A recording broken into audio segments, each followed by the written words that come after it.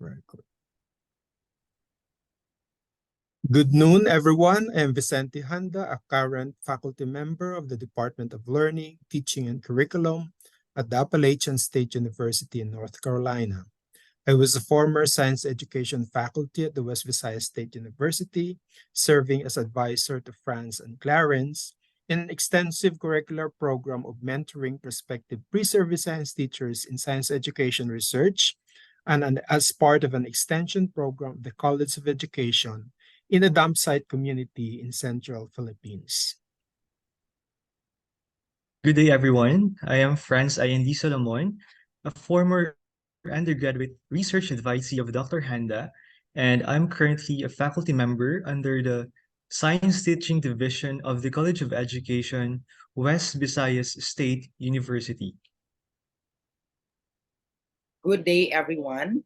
I am Raymar Clarence L. Sincere, a former research advisee of Dr. Vicente Handa, and currently a faculty of Lembunaw National High School, teaching specialized subjects for science, technology, engineering, and mathematics students. The title of our presentation is Place-Based Environmental Science Education Program for Dump Site School Youths Using Their Community Funds of Knowledge. Science education scholars argue that teaching of science education in a non-Western country tend to be decontextualized and not relevant to the lives of the school youths. This might be due to the fact that science is a Western tradition, according to Aikenhead and Zambailas, 2008 and 2005 respectively. A subculture of the European American culture was brought to the Philippines by the United States via colonization. According to Aikenhead, the teaching of school science is a subtle form of colonization because it carries with it the teaching of the European American culture, resulting to Filipino school youths feeling disconnected and alienated with the science they learn in school and the life they live at home and in the community. Thus, through this study, we see the need to connect school science to the lives of the school youths at home and in the community. Why this study is important? This study is an attempt to enact a place-based environmental science education program alongside with youths living near the dump site with the goal of educating them with proper awareness and practices about the environmental conditions, problems, and concerns in the community where they live. This participatory action research attempted to examine our practices of creating a place-based environmental education, attempting to sensitize near the dump site school youths, young mind to environmental problems and concerns contextualized within their community funds of knowledge. This study were guided by the following question. What are the place-based environmental knowledge and practices of school youths relevant in enacting a place-based environmental science education program? Second, how did we enact place-based environmental knowledge and practices with dump site school youths through a place-based environmental science education program? And third, what are the impacts of the participatory action research experience on researchers and student participants living near a dump site community? We approach this research through participatory action research. This is the most democratic type of research methodology because it involves collaboration with research participants who co-shape the goals and directions of the research process. The methods and techniques in this research involve observation, documenting of our experiences, analysis, interpreting characteristics, patterns, attributes, and meanings, and participatory approaches in documenting our learning experiences through this research. Our research community consisted of 6 researchers, including their advisor plus 13 student participants aged between 12 to 14. The students live in a community where the college held its extension program, and the students were in grade 6, 7, and 8 studying in a nearby school. This study was conducted in a teacher preparation university in the central part of the Philippines and in a dam site community, an extension site of the college where the student researchers were studying. The procedures of the study were made up of several phases: preparation phase, documentation of community knowledge and practices, planning of intervention activities, implementation of activities, project post assessment, and our data analysis was approached using an eclectic of narrative analysis and thematic analysis. After the data were collected and analyzed, the following results and their corresponding discussions were derived. First, the knowledge and practices of school youth living near the dump site reflected the same knowledge and practices of their parents and neighbors within the community. The community knowledge and practices of the school youth were informed by their dump site experiences, the social and physical environment, the interaction with their parents and neighbors, and the place where they live.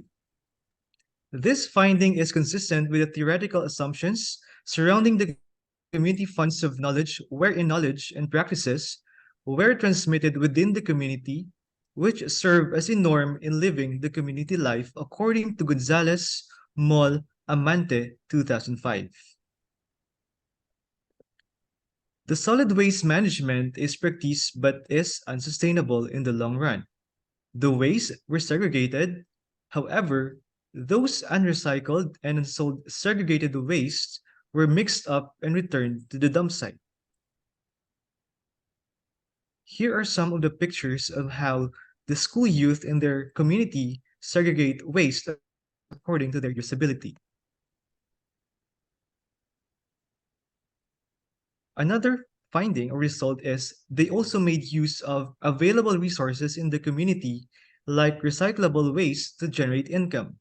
However, composting of solid waste or of biodegradable waste were not practiced in the community.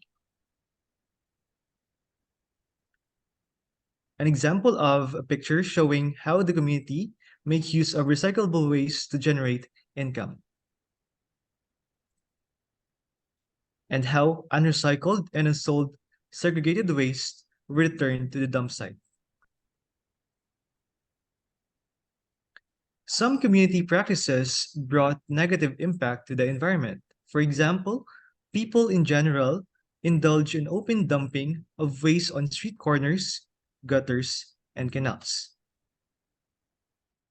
So you can see here pictures of open dumping in the different parts of the community. For example, the street corners, the gutters, and the canals, and even in water areas within the community. And composting, as I said earlier, was not practiced in the community.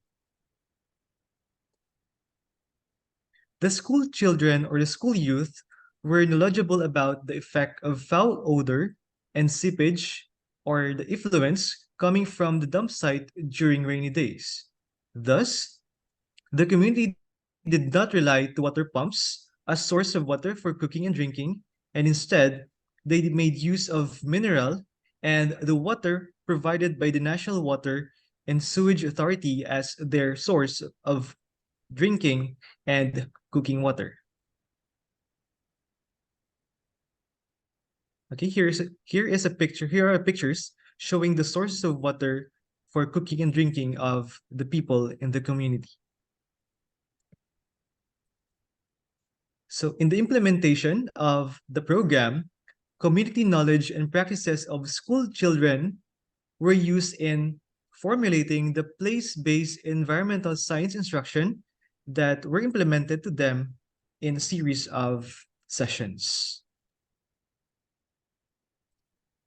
Using those knowledge and practices, the researchers and the participants planned and came up with an out-of-school place-based environmental science education program and was implemented using performance and product-based hands-on activities and assessment conducted in 8 sessions. Through the sessions, the school children were able to, first, segregate waste properly. Next, created a compost bin, recycled plastic bottles into flower pots, made a dump site model, made an improvised water filtration device, performed proper hand washing procedure, and simulated water runoff and drainage system. The generation of and the process of making these outputs by the school youth served as concrete evidences of their learning. Here are some of the pictures showing the different activities of the school youth that were done as part of the out-of-school place-based environmental science education program. Okay, activities on recycling, composting, creating a dump site model, and a simulation or the creation of improvised water filtration device. And lastly, performing of the hand washing procedure and the simulation of the water runoff and drainage system. Out of this research process, the following conclusions were derived. 1. The school youths possess a repertoire of knowledge and practices grounded in their family and community experiences, which can then be capitalized in the teaching and learning of science. Second, we were able to successfully enact or implement a place-based environmental science education program through a researcher-created model of an out-of-school education program focusing on school youths, community funds of knowledge and practices as basis in designing hands-on, practice-based inquiry, and model-making learning activities and simulations. Third, the research participants learned immensely from successful use of the community funds of knowledge as a resource in the teaching and learning of science and the insights they learned in doing and participating in the research projects. The following implications were also derived, and the following implications are implications for theory, implications for practice, and implications for research. For the implications for theory, this is parallel to the claims of Gonzalez, Moll, and Amante in 2005 that the importance and value of community funds of knowledge in making science relevant to the life of students. And environmental and science education concepts are deeply connected in the life world of students. For the implication of practice, the contextualization and indigenization in the K-12 science education curriculum and in the environmental education core principles, which are 1. Interdisciplinary approach. 2nd, partnerships. 3rd, lifelong learning. 4th, systems thinking. Next, multicultural perspectives. And lastly, on empowerment.